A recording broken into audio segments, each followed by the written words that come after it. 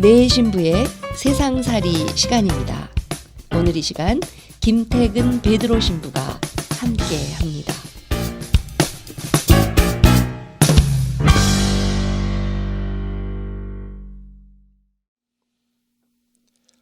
참 예수님, 영어와 성사의 만남, 영성의 시간, 오늘은 병자성사입니다. 남들 보기엔 별것 아닌 아픔이어도 삶보다는 죽음을 더 가까이 느껴보며 혼자 누워있는 외딴 섬 무너지진 말아야지. 아픔이 주는 쓸쓸함을 홀로 견디며 노래할 수 있을 때 나는 처음으로 삶을 껴안는 너그러움과 겸허한 사랑을 배우리. 이혜인 수녀님의 시 가운데 병상일기 중이었습니다. 어제 산보를 하다 본당 교우로부터 메시지를 받았습니다. 친언니가 조직검사 결과 위암 판정을 받았어요. 기도 좀 부탁드릴게요. 사람이 겪는 대표적인 고통 중에 하나가 바로 병고입니다. 중한 병은 몸의 건강을 해칠 뿐만 아니라 마음과 정신의 능력을 저하시키는 등 인간에게 총체적인 고통을 안겨줍니다. 병고가 오래 지속될수록 병자가 자신의 일과 일상생활에서 소외되면서 자기 자신에게 집착하기 쉽고 가족과 친지들에게 많은 근심, 걱정, 그리고 수고를 안겨줍니다. 그러나 우리의 하느님은 인생 여정 전체에 동행하시기에 병고의 시간에도 함께 하십니다. 교회는 병자 성사를 통해서 병고 중에서도 우리와 함께 하시고 우리를 보살피시는 하느님의 손길을 전해줍니다. 자, 오늘 제가 책을 한 권 들고 나왔는데요. 책 제목이 316이죠. 10여 년 전 서울 잠원동 성당 보좌 신부로 있을 때 3박 4일간의 꾸루실료 연수를 앞두고 시간이 좀 남아서 평소에 가보고 싶었던 고터, 그러니까 고속버스 터미널 건너편에 개신교 서점에 갔습니다. 이것저것 둘러보다가 책 제목이 숫자로만 적혀있는 이 책이 유독 저의 눈길을 끌더군요. 얼추 연수 출발 시간이 다 된 터라 일단 책을 사긴 했습니다. 그리고는 서울 합정동에 있는 연수원에 다다랐는데 글쎄 입구에 커다란 현수막을 보고 깜짝 놀랐습니다. 왜냐하면 거기엔 남성 꾸루실료 제316차 환영이라고 써 있었기 때문입니다.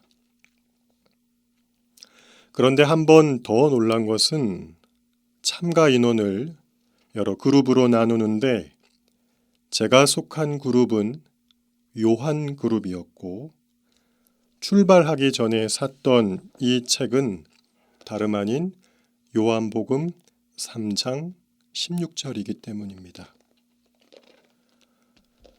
성경 전체에서 딱 한 구절만 선택해야 한다면 매우 곤란한 질문이 되겠지만 진리의 말씀, 생명의 말씀에서 덜 중요하고 더 중요하고 덜 가치 있고 더 가치 있는 게 따로 있지 않으니까요. 그래도 많은 이들이 선택한 구절이 바로 요한복음 3장 16절입니다. 내용은 이렇습니다. 하느님께서 세상을 너무나 사랑하신 나머지 외아들을 내주시어 그를 믿는 사람은 누구나 멸망하지 않고 영원한 생명을 얻게 하셨다. 언젠가 남상근 라파엘 신부님이 하늘마음이라는 주보에 다음과 같은 글을 쓰셨습니다. 가끔 선물을 사야 할 경우가 있습니다. 친구의 생일, 어버이날 혹은 스승의 날, 부활, 성탄. 마음을 표시하기 위해 우리는 선물을 준비합니다. 그런데요, 선물을 대충 골라서 주는 경우도 있겠지만 이걸 살까 저걸 살까, 이게 어울릴까 저게 어울릴까, 받으면 기뻐할까 아님 교환할까, 고심에 고심을 더하며 고르는 경우도 있습니다. 내게 귀한 분일수록, 고마운 분일수록 주는 선물이 아무 것이어서는 안 되기 때문이죠. 귀한 만큼 귀한 선물을 주고 싶은 것은 매한가지입니다. 그런데 하느님께서 우리에게 선물을 주셨습니다. 그 선물은 포장 뜯고 나면 실망하는 선물도, 얼마 쓰면 실증나는 선물도 아닙니다. 그 선물이 뭘까요? 바로 아들 예수님이십니다. 선물로 말이죠. 여러 아이 중 하나가 아니라 금지옥엽 외아들을 하느님께서는 선물로 우리에게 주셨습니다.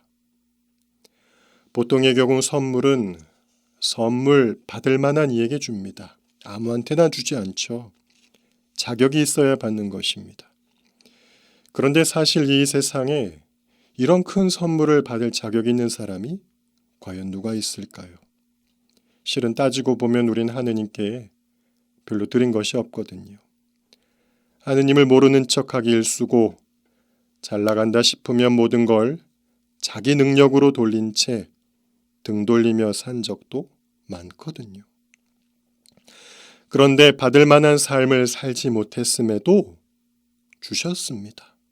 그냥 사랑하셔서 주신 것입니다. 하느님 정말 통 크시죠. 사랑이 얼마나 크고 넓고 깊고 높은가를 알려면 선물을 보면 됩니다. 하느님의 사랑이 얼마나 크고 넓고 깊고 높은가를 확인하기 위해서 우리는 예수님을 보면 됩니다. 혹시 하느님이 젊고 이뻤을 때는 몰라도 이렇게 나이 들고 병들고 못난 나를 사랑하실 리가 없어 라는 생각이 들 때가 있습니다. 병에 걸리면 쉬이 자신을 가볍게 여기다 못해 쓸모없다고 생각하는 경향이 있는데 그렇지만 절대 그렇지가 않아요. 외아들을 주신 것은 여전히 유효합니다. 이 사실을 고백하고 있다면 나는 그렇게 보잘것없는 사람이 아니랍니다. 왜냐하면 내게 가장 귀한 선물로 당신의 아들을 주실 만큼 하느님께서 사랑하실 만한 나이기 때문입니다. 여인이 자기의 젖먹이를 어찌 잊으랴. 자기가 낳은 아이를 어찌 가엾게 여기지 않으랴. 어미는 혹시 잊을지 몰라도 나는 결코 너를 잊지 아니하리라. 자, 이젠 병자성사와 함께 볼 영화를 소개합니다. 제가 꾸루실료를 다녀왔을 때쯤 나온 영화인데요. 굿바이입니다. 먼저 음악부터 감상하시죠.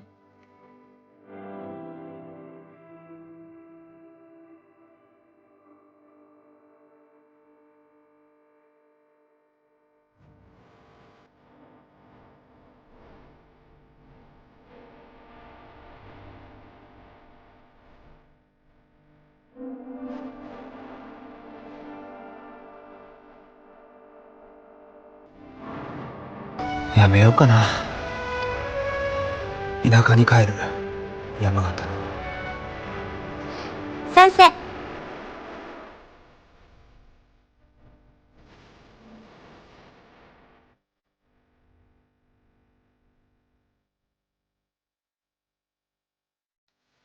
오케스트라 해체로 졸지에 백수가 된 첼리스트 디아고 연령 무관 고수익 보장이라는 광고의 솔깃해 장례 도우미가 됐지만 아내는 불결하다며 다른 일을 찾아보라고 불평합니다.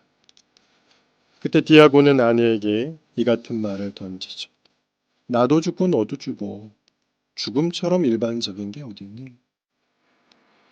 누구에게나 찾아오는 죽음이지만 살아있는 이들에게 죽음은 두렵고 심지어 불결합니다. 그리고 우리 모두 죽음과는 상관없는 듯 살아갑니다. 아니, 작은 질병도 좀처럼 버거워하며 삽니다. 그저 건강하고 이쁘고 깨끗한 삶만이 우리 것이고 약간의 변화와 조금의 흐트러짐도 용납하지 않으려 합니다. 그러나 영화 속의 디아고는 베테랑 장례 도우미 이쿠에이와 함께 염을 하고 시신을 마주하면서 죽음을 대면합니다. 죽은 이를 경건하고 엄숙하게 보내는 이쿠에이의 장인 정신에 감화되면서 죽음이 삶과 함께한다는 것을 깨닫습니다. 한국에서 영화 제목은 굿바이라고 나왔었는데요. 굿바이는 영원한 이별을 뜻하지만 감독은 이 굿과 바이 사이에 쉼표를 뒀습니다. 영화의 일본 제목은 오쿠리비토입니다. 오쿠리는 보내다라는 뜻이고 비토는 사람이란 뜻이죠. 영미권의 제목은 데파추어, 출발이라는 뜻입니다. 죽은 이가 이 생에서 보내는 마지막 순간이 장례 도우미를 통해 아름다워질 수 있다는 뜻이 담겨 있는 듯합니다. 자, 다시 병자성사로 돌아와서 본래 병자성사는 글자 그대로 병자를 위한 성사였습니다. 그런데 세월이 지나면서 종부성사, 즉 죽기 전에 받는 성사로 바뀌었는데 이런 변화는 8세기경부터 시작됩니다. 병자성사를 받기 전에 고해성사를 받아야 했는데 그 당시에는 보속이 매우 무거웠습니다. 예를 들면 일생 동안 춤이나 육식을 금지당하거나 부부의 경우에는 성생활을 금지당하기도 했습니다. 이런 이유로 인해 사람들은 자연적으로 병자성사를 기피하고 죽기 직전까지 미루게 되었죠. 그래서 병자성사의 명칭도 변한 것입니다.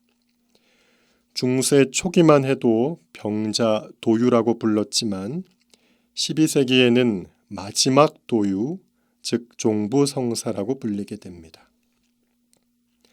하지만 제2차 바티칸 공예에서는 종부성사라는 명칭을 본래의 의미대로 병자성사로 변경했습니다. 하여 이제는 이 병자성사는 생명이 위급한 지경에 놓인 사람들만을 위한 성사가 아니라 병자는 물론 노령으로 쇠약해진 이들도 충분히 이 성사를 받을 수 있게 되었습니다. 병자 성사를 집전하는 사제는 병자에게 성경 말씀을 들려주고 그를 위한 기도를 드린 다음에 침묵 중에 안수를 합니다. 이는 예수님이 병자에게 다가오셔서 그를 돌보신다는 것을 나타냅니다. 이어서 병자 성유를 병자의 이마와 두 손에 바르는데요. 이는 병자가 자신의 삶을 살아가는 데 필요한 힘을 전해주는 표징입니다. 이 앞에 병자 성유가 있습니다. 사제는 환자의 이마에 성유를 바르며 다음에 기도를 바칩니다. 주님의 자비로우신 사랑과 기름 바르는 이 거룩한 예식으로 성령의 은총을 베푸시어 우리 형제를 우리 자매를 도와주소서. 아멘. 그리고 나서 환자의 두 손에 기름을 바르며 기도합니다. 또한 우리 형제를 우리 자매를 죄에서 해방시키시고 구원해 주시며 자비로이 그 병고도 가볍게 해주소서. 사제는 이 기도를 통해 주님이 병자를 약함과 병고에 홀로 내버려 두지 마시고 건강의 회복과 죄의 용서를 허락해 달라고 간청합니다. 저는 이 병자 성사를 소개하며 지금은 돌아가신 저의 어머니께서 95년 큰 수술을 앞두고 외국 신부님으로부터 받은 병자 성사가 떠올랐습니다. 저희 어머니는 심장이 혼자 힘으로 뛰질 못해서 페이스메이커라는 보조기를 늘 몸에 달고 다니셨는데 그와 관련한 큰 수술이셨죠. 짧은 면회를 마치고 어머니의 고통에 아무것도 할 수 없었던 무기력하기만 하더니 접었던 사제직의 길에 다시 문 두드리게 되었던 그 밤을 고백합니다. 그리고 한 이름 모를 신자에게 늦은 밤 정성스레 성사를 집전하던 그 사제가 기억납니다. 저는 병자 성사와 관련해서 굿바이라는 영화를 소개해 드렸는데요. 100세 시대라는 말이 있듯이 사회는 점차 고령화되어 갔지만 여전히 우리는 병들고 노쇠한 이들을 외면하려는 경향이 강해 보입니다.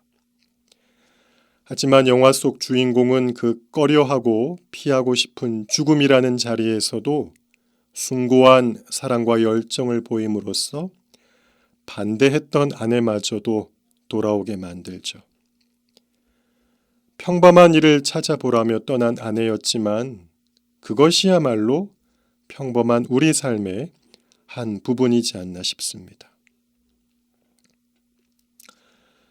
벌거벗고 세상에 태어난 몸 알몸으로 돌아가리라.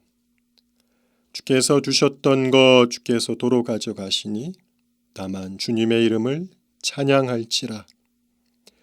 우리가 하느님에게서 좋은 것을 받았는데 나쁜 것이라고 하여 어찌 거절할 수 있단 말이요.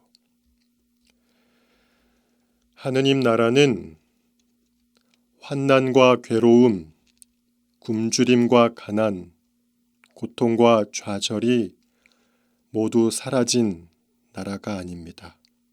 그 모든 것을 수용하고 극복하는 나라가 하느님 나라입니다.